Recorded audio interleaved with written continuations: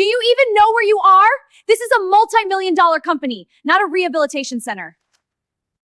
You should have applied somewhere that accommodates your situation. The tearing sound was loud, too loud. The manager didn't just reject the resume, she ripped it in half, right down the middle. Employees looked up from their desks. Some froze. One laughed. "This," she said, holding the torn paper in the air, "is a senior compliance analyst role." Her eyes dropped slowly. "To be clear, we operate at the highest corporate standard. Clients trust us to move quickly." Her eyes scanned him again. "You can barely move at all." The words landed harder than she expected, but she wasn't finished. The man stood in front of her, balanced on metal crutches, faded gray button-up shirt, worn navy trousers, face calm, 2 walking crutches. He had been waiting for 2 hours. No one offered him a chair. This role requires speed, pressure tolerance, long hours. Her gaze locked on the crutches. Mobility. A junior analyst shifted uncomfortably. The man spoke evenly. "The job description lists data review and regulatory auditing." Her smile thinned. "You think I don't know my own job descriptions?" A few light chuckles scattered across the office. She leaned forward. "You can barely move across the room." Silence. "And you think you can move this company forward?" That one landed hard. He didn't react. She stepped around the desk now, circling him slowly. "We close 7-figure compliance contracts." Her voice was louder now, intentionally. "Clients expect strength, presence, authority." She stopped in front of him. "You don't project any of that." Someone near the printer muttered, "Damn." She wasn't done. "You should have applied somewhere that accommodates your situation." The word hung heavy. "This isn't a place for inspirational stories." The torn resume pieces slipped from her fingers onto the marble floor. Nobody picked them up. Nobody spoke.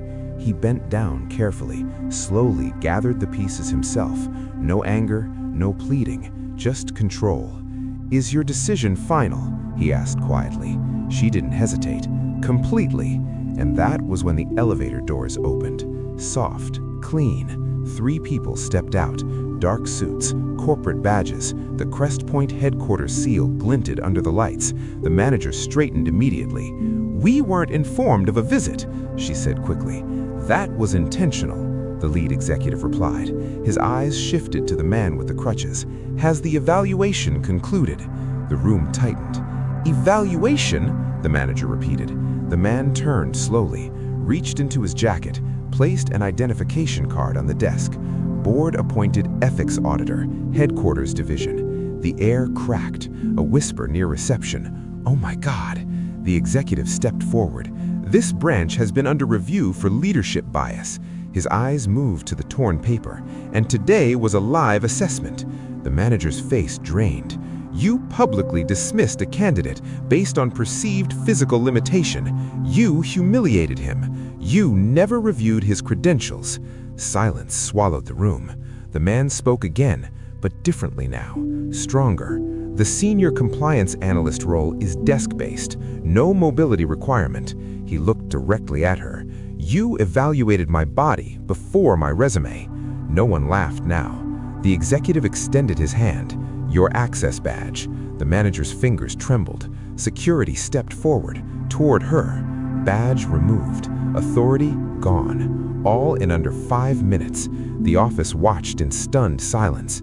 Then, the man with the crutches stepped back, looked around slowly, at every face that had watched, some amused, some silent. He spoke calmly. "I waited 2 hours. No one offered a chair." A few eyes dropped.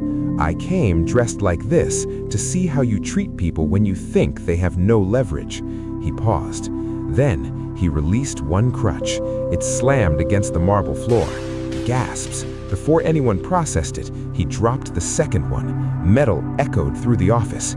He stood upright, balanced, steady, perfectly fine. Shock rippled across the room. "I can walk," he said evenly. It was never about mobility. He took a step forward, confident, controlled. It was about morality. No one breathed. "When you believe someone is weak," he scanned the room slowly, "you reveal who you are." The executive nodded once. This branch will undergo immediate restructuring. The manager stood frozen. No power left. No laughter now. Only consequence. He bent down one last time, picked up the torn resume pieces, smoothed them on the desk. The sound of tearing paper is loud, but tearing someone's dignity, he looked directly at her, that's louder. And the office that once laughed didn't make a sound. And that day, everyone in the room learned a lesson. Never judge a person before you understand their purpose. If you believe character matters than credentials, drop a heart in the comments and follow for more powerful emotional stories with real-life lessons.